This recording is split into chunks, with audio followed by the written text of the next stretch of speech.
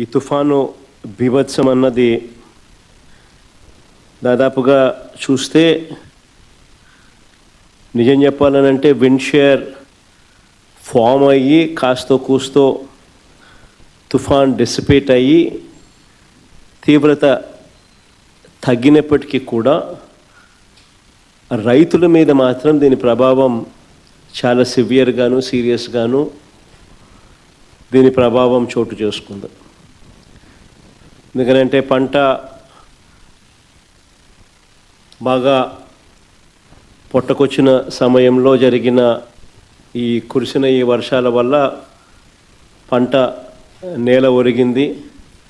ఆ నేల ఒరిగిన ఆ పంటను నీళ్ళల్లో తడవడం వల్ల మళ్ళీ అది పైకి లేయడం అన్నది కూడా కష్టమైన పరిస్థితుల మధ్య, తాళ్ళు ఎక్కువ వచ్చే పరిస్థితుల మధ్య దిగుబడి తీవ్రంగా తగ్గే పరిస్థితి వల్ల రైతు తీవ్రంగా నష్టపోయిన పరిస్థితులు ఎక్కువగా కనిపిస్తూ ఉన్నాయి.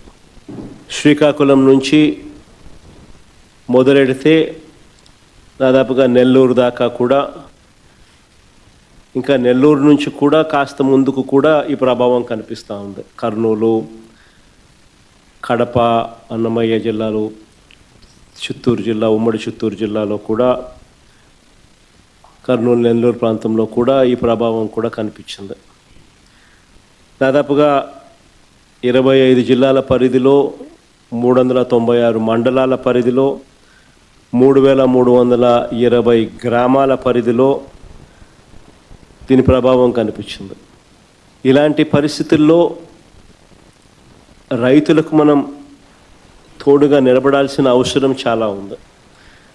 దాదాపుగా ఉజ్జాయింపుగా లెక్కల ప్రకారము, మనకున్న సమాచారం ప్రకారం దాదాపుగా 15 లక్షల ఎకరాల మీద దీని ప్రభావం పడుతూ ఉంది.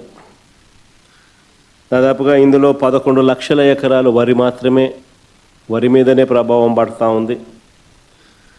39 లక్షల ఎకరాలలో మామూలుగా వరి సాగయ్యే పరిస్థితి ఉంటే అందులో దాదాపుగా 11 లక్షల ఎకరాలలో దీని ప్రభావం పడుతూ ఉన్న పరిస్థితులు కనపడుతూ ఉంది.